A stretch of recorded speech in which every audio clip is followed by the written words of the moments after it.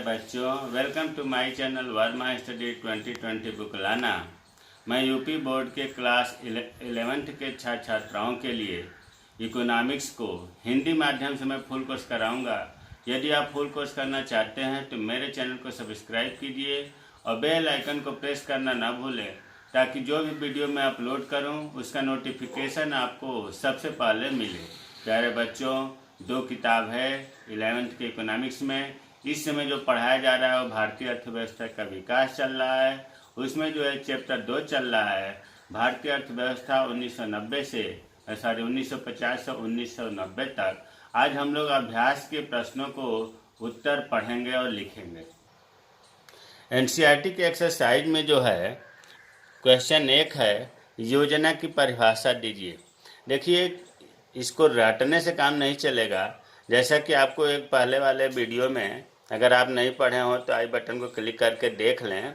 उसमें ये बताया गया था कि स्वतंत्रता प्राप्ति से पहले 200 वर्षों तक ब्रिटिश शासन काल था। उनका जैसे ही 15 अगस्त 1947 को हमारा देश स्वतंत्र हुआ, उसके बाद में जो हमारे उस समय नेता थे, जो प्रधानमंत्री थे, जो राष्ट्रपति थे, उन लोगों ने ये सोचा कि किस प्रकार की योजना बनाई जाए, किस प्रकार के प्लानिंग किया जाए, ताकि हमारा देश जो है सही ढंग से गति कर सके। जिस प्रकार से प्लानिंग किया गया, प्लानिंग को ही हिंदी में योजना कहते हैं। इस पाठ का जैसा नाम है भारतीय अर्थव्यवस्था 1950 से 1990। आपके मन में प्रश्न उठेगा कि 1950 से 1990 ही क्यों लिया गया। तो प्यारे बच्चों, 1947 में तो देश आज़ाद हुआ। 1950 में जो है योजना आयोग की स्थापना हुई थी, प्लानिंग कमीशन की स्थापना हुई थी पंडित जवाहरलाल नेहरू की अध्यक्षता में। इसलिए 1950 लिया गया और 1990 तक इसलिए लिया गया कि 1991 से जो है एलपीजी, अर्थात कहने का मतलब यह है कि उदारीकरण, वैश्वीकरण, निजीकरण ये प्रारंभ हुआ। अर्थात वहाँ से कुछ अलग उदारता दिखाया गया, इसलिए 1991 को अलग रखा गया। 1950 से 1990 तक इसमें पढ़ना है। तो योजना की परिभाषा अब हमें उम्मीद है कि समझ में आ गया होगा कि किसी देश के दुर्लभ संसाधनों का, हमारे देश में संसाधन कम हैं और आवश्यकताएं अनंत हैं। आवश्यकताओं की पूर्ति इस दुर्लभ संसाधनों से, इस सीमित संसाधनों से संभव नहीं है।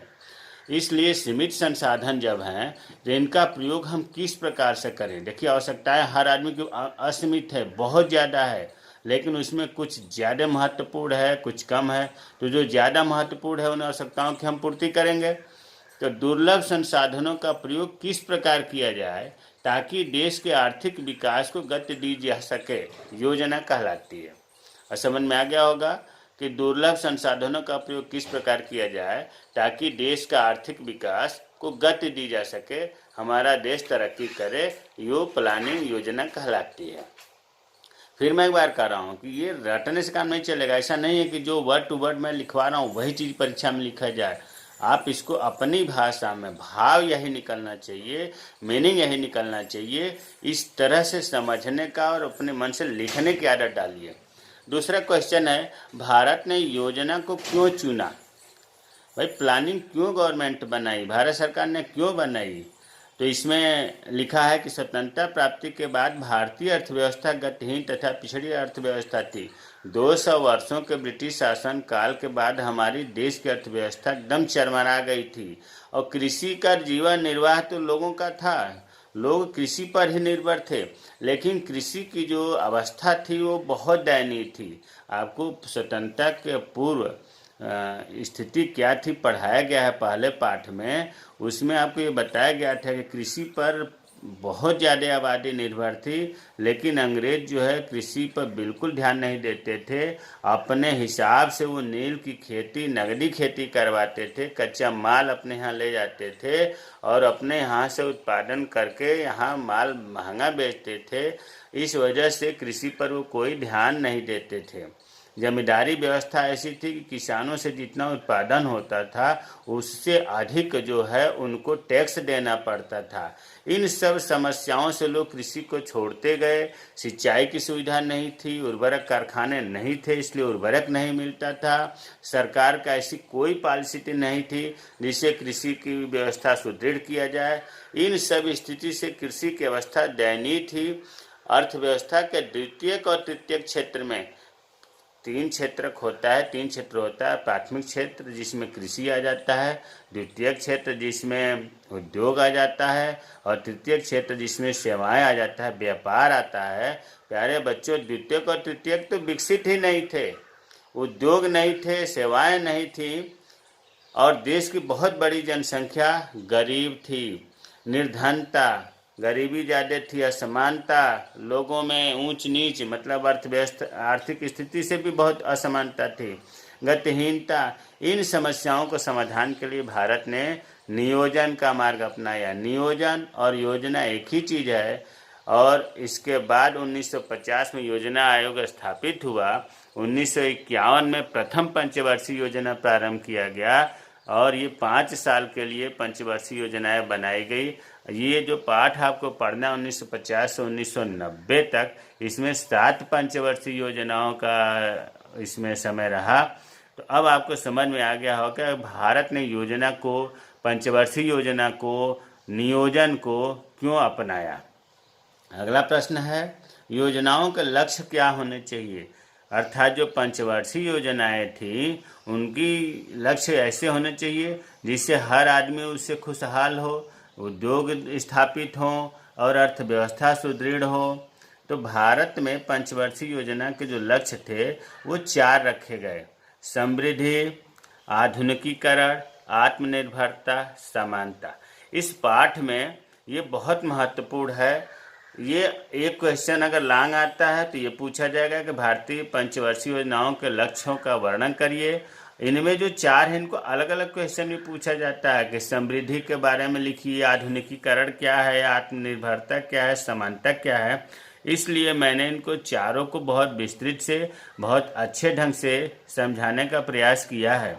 इसमें रटना नहीं है बिल्कुल, इसको आप कहानी की तरह समझेंगे और इसको अपनी भाषा में इसी भाव को व्यक्त करेंगे।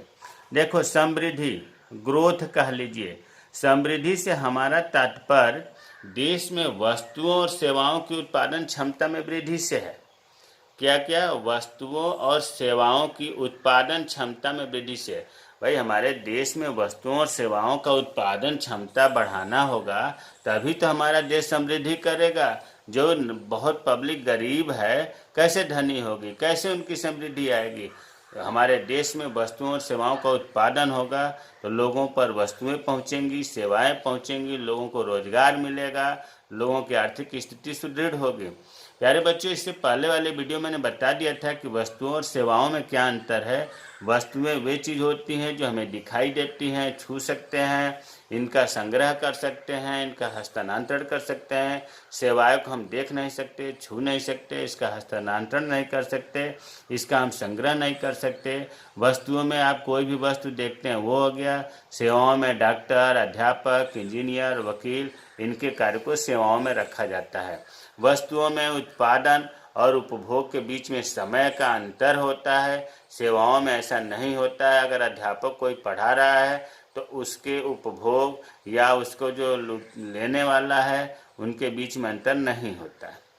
तो अब आपको समझ में आ रहा होगा कि समृद्धि का मतलब होता है कि देश में वस्तुओं और सेवाओं के उत्पादन क्षमता में वृद्धि से है।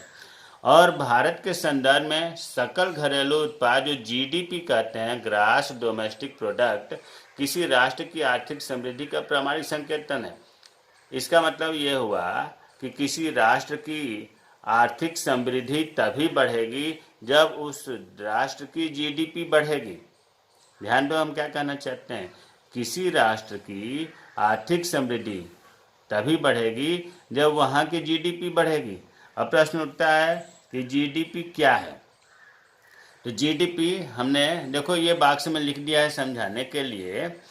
जैसे ऊपर हमने लिख दिया था कि प्रधानमंत्री पंडित जवाहरलाल नेहरू की अध्यक्षता में योजना आयोग की स्थापना 1950 में की गई थी। ये मैंने बता दिया। और प्रथम पंचवर्षीय योजना 1951 में प्रारंभ हुआ। भारतीय योजनाओं के निर्माता प्रसाद चंद्र महालनोबिस, पीसी, प्रसाद चंद्र को पीसी भी बोलते हैं, पीसी महालनोबिस को माना जाता है। अब यहाँ बात आ रही थी कि जीडीपी क्या है। जीडीपी का बढ़ना ही समृद्धि कहलाता है। तो जीडीपी का अर्थ हुआ, परिभाषा हुआ कि एक वर्ष की अवधि में, ध्यान दो, एक वर्ष की बात हो रही है, एक वर्ष की अवधि में, तो जीडीपी एक वर्ष की अवधि में देश में हुए सभी वस्तुओं और सेवाओं के उत्पादन का बाजार मूल्य होता है। इसमें कृषि क्षेत्र भी सम्मिलित है, औद्योगिक क्षेत्र भी सम्मिलित है और सेवाई क्षेत्र भी सम्मिलित है। तो समृद्धि में चल रहा था कि किसी देश की जीडीपी अगर बढ़ती है तो उस देश की या उस राष्ट्र की आर्थिक समृद्धि बढ़ी हुई मानी जाती है। अगर हम उदाहरण तौर पर जीडीपी को एक केक मान लें तो समृद्धि का अर्थ इसके आकार में वृद्धि होगा, अर्थात केक जितना बड़ा होगा उतना ही अधिक लोग उसका उपभोग करेंगे। उसी तरह से समृद्धि जितना बड़ा होगा उतना ही वहाँ की जनता खुशहाल रहेगी, वहाँ की रोजी रोटी मिलेगी, वस्तुओं और सेवाओं का अधिक उत्पादन होगा। तो ये आपको समृद्धि हो गई। हमें उम्मीद है कि समृद्धि आपको अच्छे से समझ में आ गई होगी। अब दूसरा है आधुनिकीकरण। वस्तुओं और सेवाओं का उत्पादन बढ़ाने के लिए उत्पादकों को नई प्रौद्योगिकी, नई टेक्नोलॉजी अपनानी पड़ती है। जैसे किसान पहले पुराने बीज बोते थे, उनके स्थान पर आजकल नए किस्म के बीज या हाइब्रिड बीज जो कई गुना अधिक उत्पादन करते हैं, उनको अगर बोते हैं तो ये कहा जाएगा कि नई टेक्नोलॉजी अपना रहे हैं। तो प्यारे बच्चों, उसी तरह से फैक्ट्री की बात ले लें। अगर नई मशीनों का प्रयोग किया जाए तो उत्पादन ज़्यादा होगा। तो नई प्रौद्योगिकीकरण का, न्यू टेक्नोलॉजी का अपनाना ही आधुनिकीकरण है। लेकिन यहाँ ये मैं बताना चाहता हूँ कि केवल नई टेक्नोलॉजी के प्रयोग तक ही आधुनिकीकरण नहीं सीमित है, बल्कि इसका उद्देश्य सामाजिक दृष्टिकोण में भी परिवर्तन लाना है। क्या उन्होंने बताया? सामाजिक दृष्टिकोण में। जैसे यह स्वीकार करना कि महिलाओं का अधिकार भी पुरुषों के समान होना चाहिए। पहले क्या होता था, महिलाएं घरों तक ही कैद रहती थी। अब जो है शिक्षा के क्षेत्र में, कारखानों में, इतना तक कि सेना में, रेल में, सब जगह ये अपने पुरुषों के समान बराबर अपना योगदान दे रही हैं। तो ये भी आधुनिकीकरण हुआ। सामाजिक दृष्टिकोण में भी परिवर्तन। केवल उत्पादन बढ़ाने से आधुनिकीकरण नहीं होगा। आधुनिकीकरण तब माना जाएगा कि नवीन प्रौद्योगिकी के साथ साथ सामाजिक दृष्टिकोण में भी परिवर्तन लाना चाहिए। इसे हम कहते हैं आधुनिकीकरण। तो अब आप लोगों को समृद्धि भी समझ में आ गया होगा कि जीडीपी का बढ़ना समृद्धि होगा। आधुनिकीकरण का मतलब हो गया कि नवीन प्रौद्योगिकी को अपनाने के साथ साथ सामाजिक दृष्टिकोण में भी परिवर्तन होना चाहिए। तीसरा है आत्मनिर्भरता। हमारा देश जब आज़ाद हुआ था उससे पहले हम कितने दयनीय स्थिति में थे। बाद में जब 1947 के बाद राजनेताओं ने सोचा कि हम जितने भी वस्तुओं का आयात करते हैं और उनमें अगर कोई वस्तु हमारे देश में उत्पादन करना संभव है तो हम उस वस्तु का आयात नहीं करेंगे, क्योंकि हम डर गए थे कि हमने जो है जितना ही विदेश से हम आयात करेंगे, जितने ही विदेशी टेक्नोलॉजी को अपनाएंगे, जितने ही विदेशों के वस्तुओं पर निर्भर रहेंगे, हम कहीं न कहीं हमारी स्वतंत्रता में, फिर ये संप्रभुता में हस्तक्षेप विदेशी कर सकते हैं। इसलिए सरकार ने प्रथम पंचवर्षीय योजना में आत्मनिर्भरता को महत्व दिया। हाल ही में अभी विदेशी शासन से तो हम लोग मुक्त हुए ही थे। आत्मनिर्भरता के नीति को बहुत महत्व देना था कि जो भी हो जाए, जैसे भी हो जाए, हम अपने देश में ही उत्पादन करके अपना काम चला लेंगे। विदेशियों से हम कोई भी हेल्प नहीं लेंगे। विशेष तौर से अनाज के बारे में ऐसा सोचा जा रहा था कि हम जितना अधिक से अधिक हो बचा जाए। तो आत्मनिर्भरता को अगर हम एक शब्द में, एक लाइन में अर्थ कहना चाहें तो हम ये कहेंगे कि उन वस्तुओं को आयात से बचा जाए जिनका देश में उत्पादन संभव हो। तीसरा है चौथा समानता। अभी आपने पढ़ा समृद्धि, आधुनिकीकरण और आत्मनिर्भरता। इन तीनों के द्वारा जन सामान्य के जीवन में सुधार नहीं आ सकता जब तक यह न सुनिश्चित हो कि जो हमारी आर्थिक समृद्धि है या आर्थिक समृद्धि है इसका लाभ देश के निर्धन वर्ग को भी सुलभ हो। ऐसा न हो कि केवल धनी लोगों तक ही सीमित रहे। जो योजनाएं बनाई जा रही हैं समृद्धि का, आधुनिकीकरण का, आत्मनिर्भरता का, इससे पता चले कि केवल समृद्धि से या आधुनिकीकरण से, आत्मनिर्भरता से धनी लोग और धनी हो जाएं और गरीब हो जाएं। इसलिए जरूरी था कि समृद्धि, आधुनिकीकरण, आत्मनिर्भरता के साथ साथ समानता भी जरूरी है। प्रत्येक भारतीय को, प्रत्येक नागरिक को भोजन मिलना चाहिए, आवास मिलना चाहिए, शिक्षा मिलना चाहिए, स्वास्थ्य सेवाएं, ये जो मूलभूत आवश्यकताएं हैं ये सबको मिलना चाहिए। अगर धन संपत्ति का वितरण हो रहा है तो इसमें भी असमानता नहीं होना चाहिए, नहीं तो धनी धनी होते जाएंगे, गरीब और गरीब होते जाएंगे। इसलिए प्यारे बच्चों, जो पंचवर्षीय योजनाओं का लक्ष्य रखा जा रहा था उसके मुख्य रूप से 4 लक्ष्य थे। पहला आर्थिक समृद्धि, दूसरा आधुनिकीकरण, तीसरा आत्मनिर्भरता, चौथा समानता।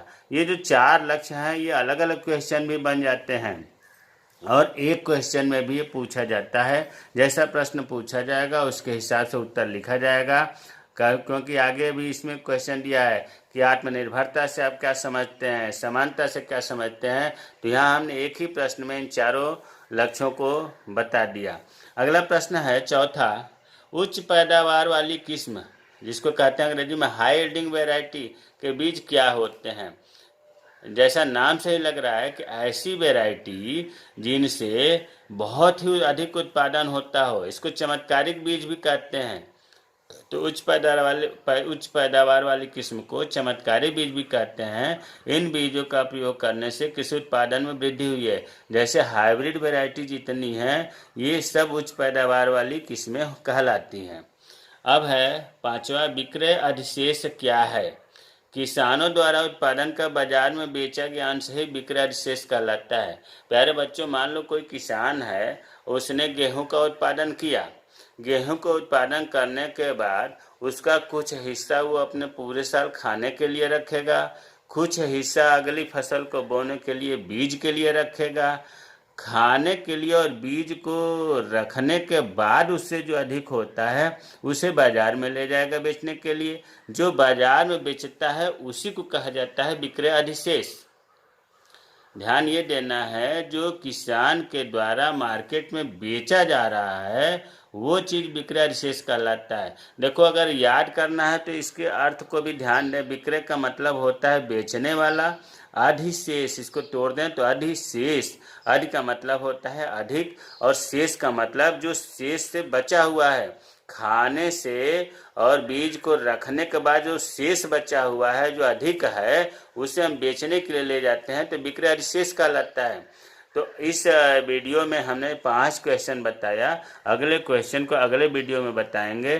जो समझ में ना आ रहा हो कमेंट बॉक्स में कमेंट करें, मैं उसका रिप्लाई करूंगा। मेरे चैनल को सब्सक्राइब कीजिए, शेयर करिए। जय हिंद, जय भारत।